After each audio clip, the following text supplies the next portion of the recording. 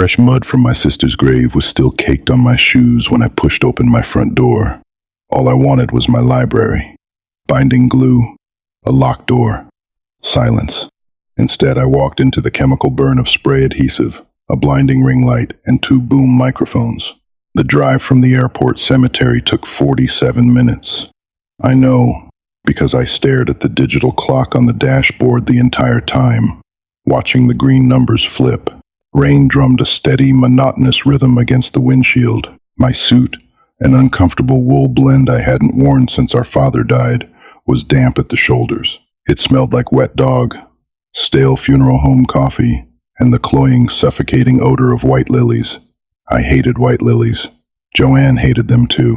But when you're burying a 42-year-old woman who died of a sudden aneurysm, people don't ask what flowers you want. They just send lilies. I had been gone for 12 days. 12 days in Ohio, cleaning out Joanne's apartment, signing death certificates, picking out a casket that looked like a piece of overpriced mid-century furniture, and finally, putting her in the ground. I was hollowed out, a husk of a man running on 4 hours of sleep and gas station ibuprofen. My house in the suburbs of Seattle was supposed to be my quiet place. I turned the key in the lock. The deadbolt gave a satisfying, heavy clack. I stepped into the foyer. I didn't call out. My wife, Chloe, knew my flight was landing around noon. I dropped my keys into the ceramic bowl by the door. They landed with a sharp rattle. I shrugged out of the wetsuit jacket, letting it fall onto the bench. My fingers were stiff, the knuckles aching with a dull throb. I still had potting soil under my thumbnail from where I'd grabbed a handful of dirt to throw into the grave. I scraped it out with my index finger, watching the dark flecks fall onto the hardwood floor. I just wanted the library. It was the spare room at the end of the hall. For 6 years it had been my sanctuary. Floor-to-ceiling mahogany shelves I'd built myself. Over 4,000 books. The air in there always hung heavy with the scent of aging paper, cracked leather, and the faint, lingering smell of the pipe tobacco the previous owner had smoked. It was where I kept Joanne's childhood collection of Arthurian legends. It was where I went when the house felt too loud. I walked down the hall. My dress shoes squeaked faintly on the floorboards. As I got closer, the air pressure in the hallway felt wrong. There was a low, electric hum vibrating behind the walls. A strip of harsh, artificial blue light bled out from under the library door. I stopped. I stared at the gap between the door and the floor. My stomach tightened, a slow, cold knot twisting just below my ribs. I grabbed the brass doorknob. It was cold. I turned it and pushed. The smell hit me first. A sharp, chemical stench that burned the back of my throat. Polyurethane and cheap spray adhesive.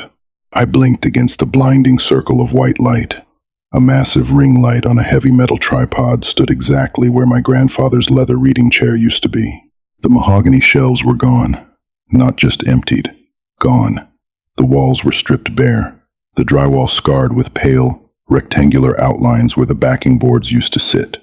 In their place, someone had glued square panels of dark gray, egg crate acoustic foam. Hundreds of them. They crept up the walls like a mold infestation. Misaligned at the edges, bubbling where the glue hadn't set properly. In the center of the room sat a curved white acrylic desk. Clamped to the edges were two articulated metal arms, each holding a thick, black microphone capped with a red foam windscreen. A tangled rat's nest of XLR cables snaked across the floor, duct taped down to the hardwood. Hanging on the back wall, right where my framed map of 19th century London used to hang, was a neon sign. It buzzed with a low, irritating frequency. The cursive pink letters spelled out, Chloe's unfiltered reality. I stood in the doorway. My hand was still on the brass knob. I didn't breathe. I couldn't. I looked at the floor. A deep, jagged white gouge ran across the dark walnut wood, tracking from where the shelves used to be all the way to the door. Someone had dragged the wood out rather than lifting it. 5,000 books. Joanne's books. Gone. Oh, you're home early. I turned my head slowly. The motion felt mechanical, like rust was grinding in my neck joints. Chloe stepped out of the walk-in closet we used for extra storage. She was holding a ring light remote. She wore a lavender pantsuit with a white silk camisole underneath. Her hair was blown out perfectly, falling in loose, deliberate waves over her shoulders. Her face was contoured, baked in heavy foundation meant for a high-definition camera lens. She looked like she belonged on a daytime talk show. She didn't look like a woman whose sister-in-law had just been buried 3 time zones away. "Your flight wasn't supposed to get in until 1, she said. Her voice was light, breezy. There was a tight, practiced smile on her lips, but her eyes flicked nervously to the doorway, then to my face, then back to the acrylic desk. "Where is it?" I said. My voice didn't sound like my own. It sounded like it was coming from underwater. Flat. Dead. "David, look, I know it's a shock. Where is it?" "I wanted to surprise you," she said, stepping forward. She waved a manicured hand around the room. Her nails were painted a stark, glossy white. "You've been so heavy lately." Even before Joanne. And this room, it was just sitting here. A museum. It was depressing, David. Dust everywhere. I have the sponsor lined up for the podcast. BetterHelp. They're paying me in advance. I needed a professional setup. I stared at her. The neon sign buzzed. Bzzz. A fly trapped in a glass jar. "My books," I said. "Where are they?" She let out an exasperated sigh, the kind she usually reserved for when I bought the wrong brand of almond milk at the grocery store. "They're fine." "God, David. You don't have to look at me like I murdered someone. They're in boxes. I hired a crew. They packed everything up nicely." "Where?" I took a step into the room. My shoe caught on a piece of duct tape holding down a cable. I looked down at the gouge in the floor. "You dragged the shelves." "The movers dragged them," she corrected, crossing her arms. The lavender fabric rustled. They were ridiculously heavy. "We took them to the dump. Nobody wants big, clunky brown furniture anymore. It shrinks the room." I looked at the acoustic foam on the walls. One of the squares near the ceiling was peeling at the corner, drooping down like a dead tongue. The smell of the adhesive was making my eyes water. Or maybe I was crying. I couldn't tell. My face felt numb. "You threw away the shelves," I whispered. I remembered building them. Joanne had flown out for a long weekend to help me. We spent 3 days covered in sawdust, drinking cheap beer, staining the wood, arguing over whether to use brackets or dowels. She had accidentally smeared dark walnut stain across her forehead, walking around for 2 days looking like she had a bruised skull. "David, it's just wood, and the books are in the garage. All of them. Safe and sound." She uncrossed her arms and took a step toward me, reaching out to touch my arm. I stepped back. Her hand hung in the air, grasping at nothing. The rejection registered on her face. Her perfectly drawn eyebrows pinched together. The bubbly, placating tone vanished, replaced by a defensive, brittle edge. "Excuse me for trying to improve our house," she snapped. "Excuse me for trying to build something for myself while you were gone for almost 2 weeks playing the grieving martyr. I went to the memorial service here, didn't I? I sent flowers. But life goes on, David. I have a schedule. I have a launch date." "A launch date," I repeated. The words tasted like ash. "Yes. Episode 1 drops on Tuesday." She gestured to the microphones. "I was just doing a sound check. You know, you could be a little supportive. This is a big step for me." I didn't yell. That was the strangest part. I had always thought that in moments of profound betrayal, people screamed. They smashed things. They threw chairs through windows. But I didn't want to smash anything. I felt a profound, terrifying quiet settle over my brain. It was the quiet of a severed nerve. I looked at her, really looked at her.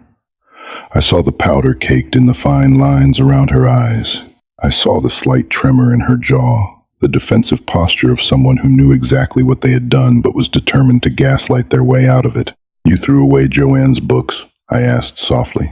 "I didn't throw them away," she practically shrieked, the volume sudden and jarring in the acoustically deadened room. I told you. They're in the garage. In boxes. She pointed a white fingernail toward the hallway. Go look for yourself if you don't believe me. But wipe your shoes first. You're tracking dirt everywhere. I looked down. There were small, dark clumps of cemetery mud on the hardwood, leading from the hallway to where I stood. I turned around and walked out. We need to talk about this, David, she called after me. You can't just shut down. We have to communicate. I didn't answer. I walked down the hall, through the kitchen, and opened the heavy fire door that led to the garage. The garage was 10 degrees colder than the house. The air smelled of motor oil, old grass clippings, and damp concrete. The single fluorescent tube on the ceiling flickered as I flicked the switch, buzzing like a larger, angrier version of Chloe's neon sign. There were no cars in the garage, just boxes, a mountain of them. Cheap, flimsy cardboard boxes from a big box hardware store, stacked haphazardly against the far wall near the water heater. There were easily 40 of them. They weren't stacked with care. They were piled. The lower boxes were visibly bowing under the weight of the ones on top, their cardboard sides buckling and creasing. None of them were labeled. I walked slowly across the concrete. The soles of my dress shoes clicked. A lonely, hollow sound. I reached the first stack. The tape on the top box was barely sticking, the flaps lifting like broken wings. I grabbed the tape and ripped it back. The sound was violently loud in the enclosed space. I pulled the flaps open. They hadn't packed the books. They had dumped them. Hardcovers were thrown in at odd angles, spines bent backward, pages crumpled. I reached in and pulled out a history of the Roman Empire. The dust jacket was torn cleanly in half. Beneath it was a paperback copy of Dune. The cover was bent entirely in half. A sharp, white crease running down Paul Atreides' face. My chest hitched. A short, involuntary gasp of air. I dropped the books onto the concrete. I tore open the next box. Cookbooks mixed with poetry. Water damage on a collection of Robert Frost. The bottom of the box was damp. They had set it down in a puddle near the garage door. I started pulling boxes down. I didn't care about the noise. I heaved a heavy box off the top of a stack, letting it hit the floor. Cardboard split. Books spilled out onto the oil-stained concrete. I fell to my knees. The cold bit through my suit trousers, soaking into the fabric. Where are they? I muttered to myself, my hands digging through the pile. Where are they? I was looking for a specific section. Joanne's section. When she downsized to her apartment in Ohio 4 years ago, she didn't have room for her antique collection. She gave them to me for safekeeping. I crawled to the next stack. I tore a box open. My fingernails caught on the heavy-duty staples, tearing the skin. A drop of blood welled up, bright red, smearing across the cardboard. I didn't feel it. I dug through biographies, travel guides, old college textbooks. Then I saw it. The familiar, faded blue cloth spine. I stopped breathing. I reached into the tangled mess of paper and cardboard, carefully sliding my fingers around the book. I pulled it out. It was an 1890 edition of The Count of Monte Cristo. Joanne had found it at a flea market in Boston when we were in our 20s. She had paid $50 for it, money she couldn't afford at the time, just because she loved the smell of the pages. I held it in my hands. The front cover was detached. It hung by a single frayed thread of binding mesh. Someone had shoved it into the box spine first, and the weight of a heavy encyclopedia dropped on top of it had sheared the cover right off the text block. The brittle, 100-year-old glue was exposed, flaking away like dry skin. I sat back on my heels. I held the broken book in my hands. Above me, through the ceiling, I heard the faint, muffled sound of Chloe's voice. She was laughing, a bright, performative, high-definition laugh. She was recording. I looked at the broken spine. I looked at the smear of my own blood on the cardboard box next to me. I pressed my thumb against the torn edge of the book cover. I didn't cry. The tears wouldn't come. Instead, a deep, radiating heat started in my stomach and spread outward, burning through the numbness. It wasn't the hot, explosive anger of a screaming match. It was a cold, quiet, absolute certainty. The house above me wasn't my home anymore. The woman laughing into the microphone wasn't my wife. I carefully set the Count of Monte Cristo down on my suit jacket, which I hadn't realized I'd brought with me. I folded the wet wool over it, protecting it from the damp concrete. Then I stood up. I walked to my workbench at the back of the garage. It was untouched. The movers hadn't cared about tools. I opened the top drawer. The metal glided smoothly on its tracks. I looked down at the organized compartments, wrenches, screwdrivers, and a heavy, solid steel claw hammer. I picked it up. The handle was wrapped in worn black rubber. It felt heavy. It felt real. It was the first thing today that felt completely real. The hammer handle was cold rubber, worn smooth by years of friction. My thumb rested naturally in the shallow groove near the base. I didn't run. I didn't storm back into the house with the fiery momentum of a man possessed. Instead, I walked with the slow, heavy gait of someone navigating the crushing pressure at the bottom of the ocean. My ruined suit trousers clung to my kneecaps, heavy with garage floor dampness and the dark, gritty residue of my sister's cemetery dirt. Every step up the 2 wooden stairs leading from the garage to the kitchen floor felt monumental. The hinges of the heavy fire door shrieked a high, metallic squeal that usually made me wince. Today, I barely heard it. The silence of my severed nerve remained perfectly intact. The anger inside my chest wasn't a raging fire. It was a glacier.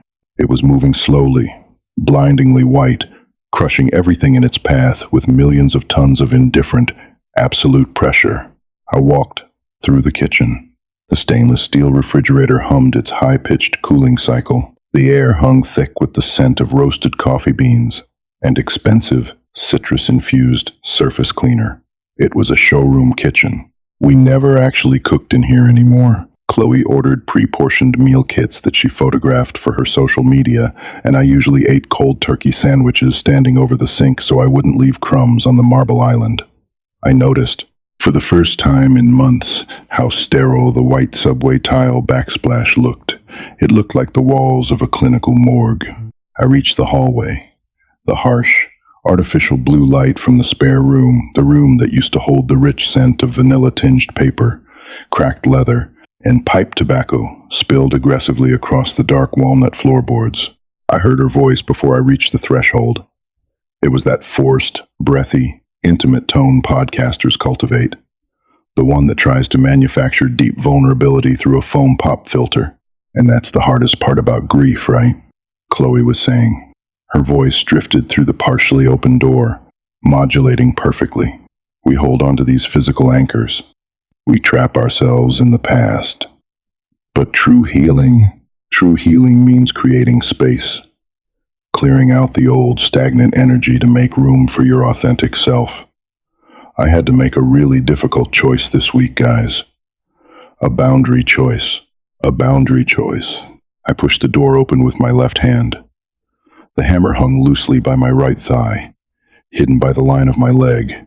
Chloe was leaning forward into the heavy black microphone, her eyes closed, portraying a deep, manufactured emotional resonance for the DSLR camera mounted directly behind the blinding ring light. She was so completely absorbed in her performance, so deeply invested in the sound of her own cultivated empathy, that she didn't hear the door swing open. She didn't hear the squeak of my wet leather shoes, because at the end of the day, she continued, opening her perfectly shadowed eyes and staring earnestly into the camera lens. If you don't prioritize your own growth, you just end up drowning in someone else's baggage. And I absolutely refuse to. She saw me. The words died instantly in her throat. The practiced, empathetic smile froze on her face, then shattered into 100 microscopic fragments of genuine alarm. Her eyes darted from my face, tracking down my arm, and locked onto the scarred steel head of the claw hammer. For 3 agonized seconds, the room was absolutely silent. The only sound was the low, electric buzz of the pink neon sign hanging on the wall behind her. Chloe's unfiltered reality. David, she whispered. Her voice wasn't the podcast voice anymore.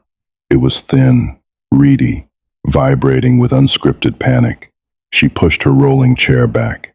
The casters squeaked harshly against the gouged hardwood floor. David, what are you doing with that? I didn't look at her. I looked at the desk. It was a pristine, curved slab of glossy white acrylic. It looked like a sterile console from a spaceship. It looked like the absolute, deliberate erasure of my life. I stepped forward. I raised the hammer.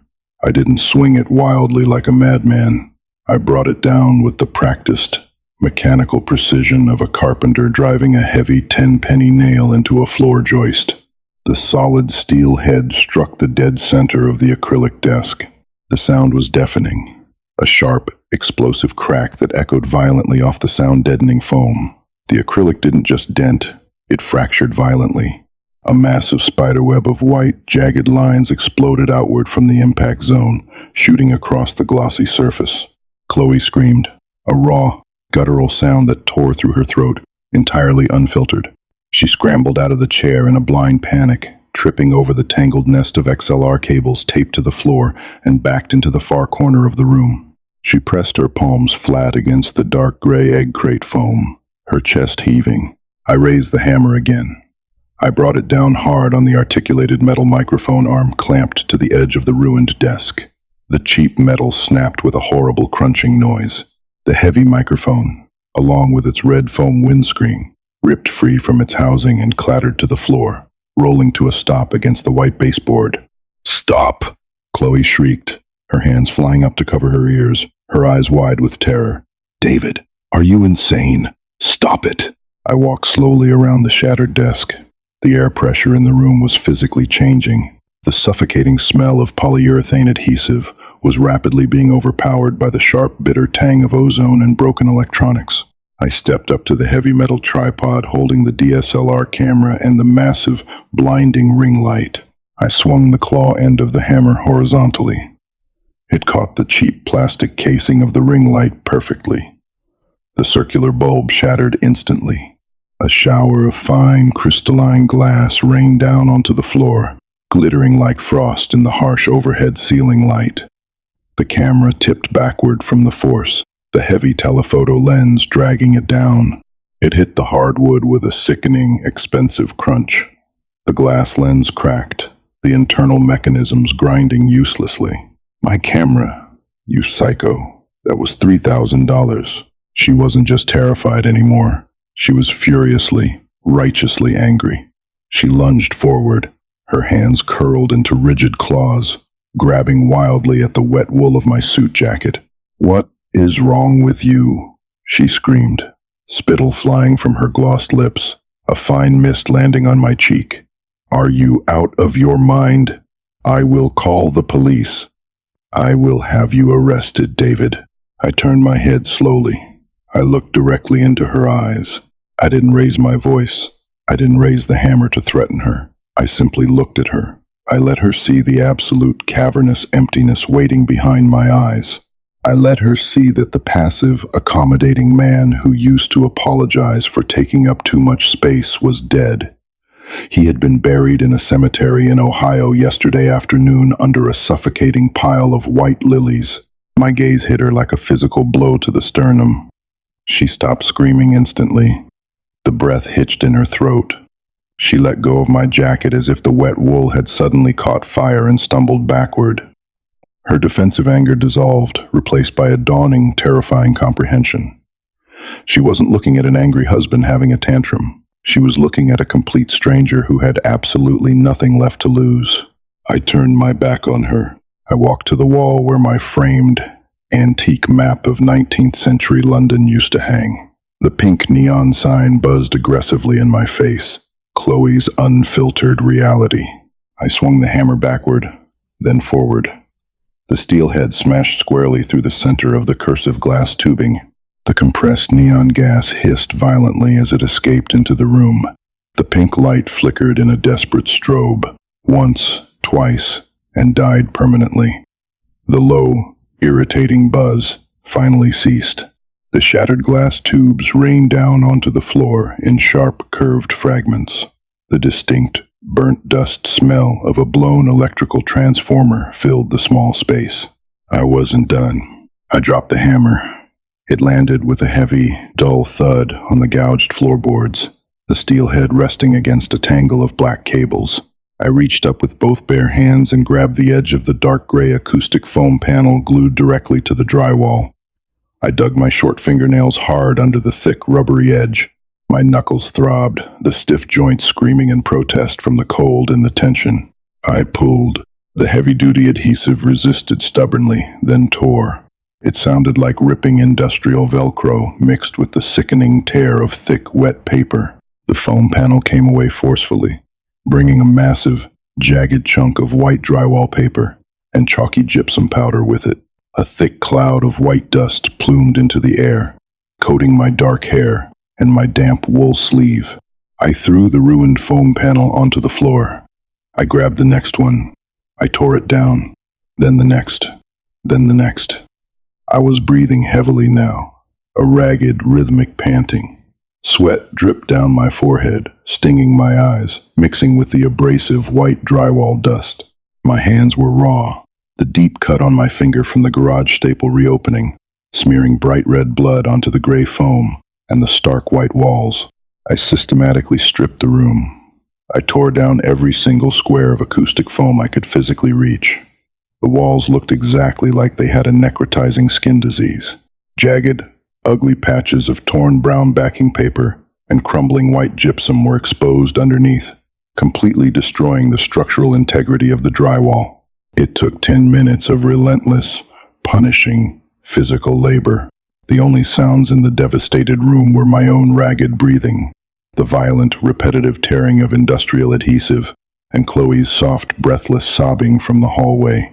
When I was finally finished, the room was a complete wasteland. Shredded gray foam, shattered neon glass, cracked white acrylic, and severed cables covered every inch of the floor in a chaotic debris field. The walls were irreparably destroyed. It didn't look like a sanctuary library anymore, but it certainly didn't look like a sterile podcast studio either. It just looked exactly like what it was, a ruin. I stood in the exact center of the wreckage. My chest heaved. My hands were coated in white chalk dust, drying blood, and sticky chemical glue. I turned and looked at the doorway. Chloe was standing halfway down the hall, clutching her cell phone tightly against her chest like a shield. Her expensive waterproof mascara had finally given way, drawing dark, jagged black rivers down her perfectly contoured cheeks. She looked small. She looked entirely artificial. "We're done," I said. My voice was impossibly quiet, because the room was stripped of its acoustic foam and filled with hard debris. The words didn't echo. They just dropped onto the floor like lead weights. I walked past her. I didn't wait for a response. I didn't wait for the inevitable tears, or the manic apologies, or the defensive rationalizations. I walked down the hall, my leather shoes crunching loudly on a stray piece of broken glass, and headed straight back to the garage. The air in the garage felt fundamentally different now. It was still cold, still smelling strongly of damp concrete and old motor oil, but the oppressive, suffocating weight had miraculously lifted. The frantic, desperate energy that had driven me to tear open the boxes like a starving animal was gone. It was replaced by a cold, methodical, absolute clarity. I walked past the meticulously organized workbench and went straight to the back wall where my 2014 Volvo Estate was parked. It was a dark Navy station wagon. Reliable, boring, cavernous. I pulled the keys from my pocket, the exact same keys I had dropped into the ceramic bowl in the foyer, what felt like an entire lifetime ago, and pressed the unlock button. The heavy locks clicked. I popped the rear hatch. The hydraulic struts hissed quietly as the wide door rose.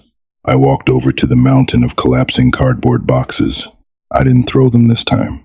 I didn't tear them open to check their contents. I bent down, keeping my back perfectly straight, and picked up a heavy, creased box from the bottom of the stack. The damp cardboard sagged heavily against my chest. It smelled powerfully of old dust, bindings, and wet paper. I carried it to the Volvo and slid it carefully into the deep trunk. Then I turned around and went back for the next one. I fell into a silent, relentless rhythm.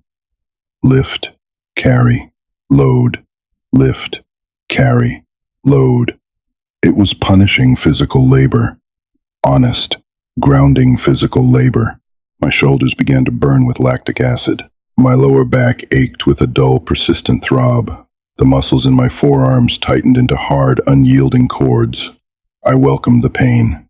I leaned into it. It grounded my body.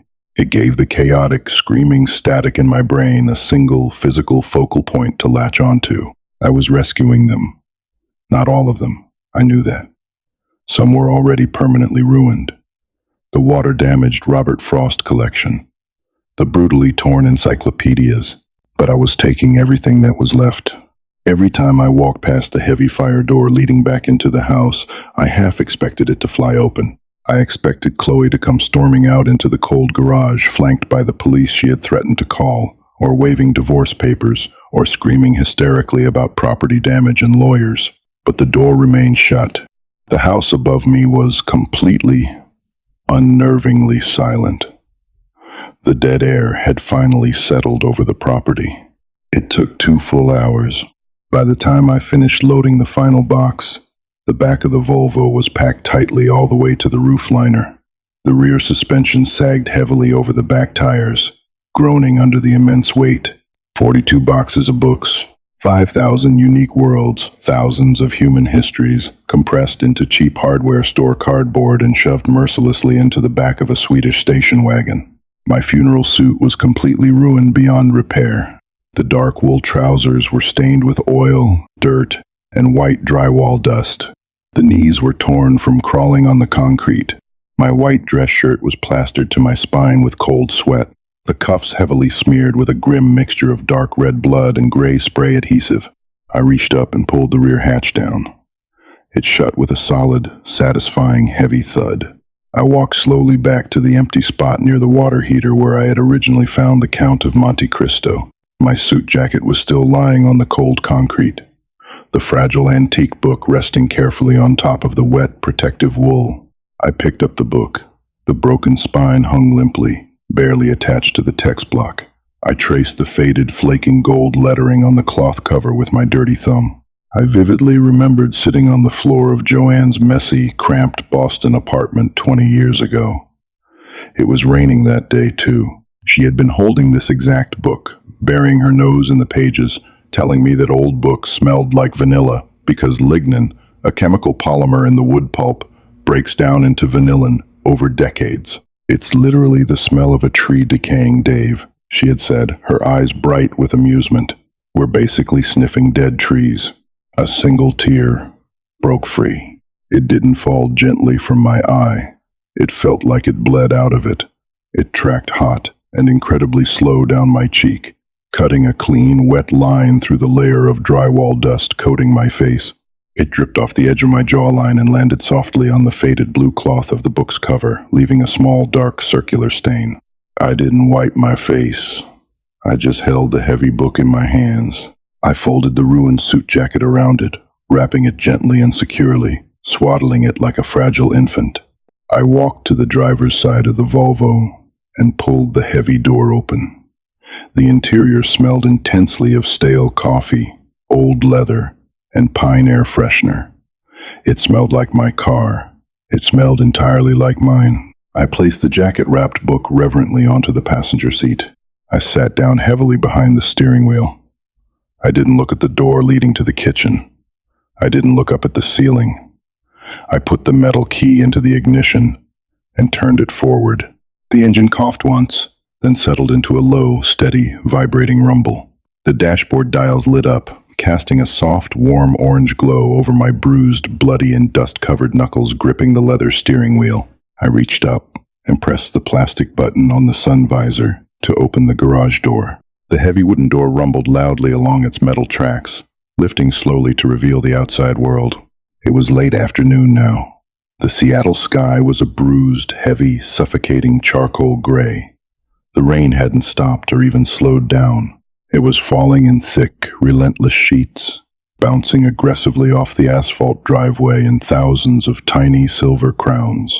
The streetlights had already flickered on early, casting long, wavering yellow reflections on the wet, slick road. The sharp smell of the rain rushed into the enclosed garage. It smelled powerfully of wet pine needles, atmospheric ozone, and washed asphalt. The cold wind swept in and instantly washed away the lingering scent of motor oil, polyurethane, and dead flowers. I put the car in reverse. I didn't have a destination typed into a GPS. I didn't have a hotel booked.